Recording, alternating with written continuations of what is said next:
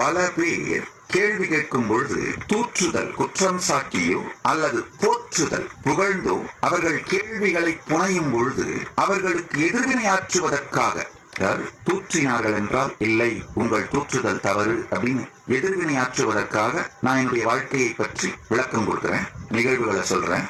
சில நேரத்துல போற்றுவார்கள். அப்போ இயற்கையிலேயே பணிவோடு, இல்ல நீங்கள் போற்றுவது இந்த அளவுக்கு சரியில்லை, இதெல்லாம் சரியானது என்று அவர்களுடைய போற்றுதலுக்கும் நான் எதிர்வினையாற்றி என் வாழ்க்கையை பற்றி பேசியிருக்கின்றேன். பல்வேறு விதமான உணர்ச்சிகளோடு சேர்ந்து கேள்விகள், நவரச உணர்ச்சி கொந்தளிப்புகளிலிருந்து வரும் கேள்வி கணைகளை அதற்கு பதில் சொல்ல வேண்டும் என்கின்ற நோக்கத்தோடு ரியாக்ஷனா நான் கொடுக்கின்ற விடைகளில் கூட எதிர்வினை ரியாக்ஷன் அப்படிங்கிற அந்த உணர்வு கலந்திருப்பதனால் நானே சொல்லுகின்ற விடைகள் கூட பத்தரை மாத்து தங்கமாக இல்லாமல் சற்றே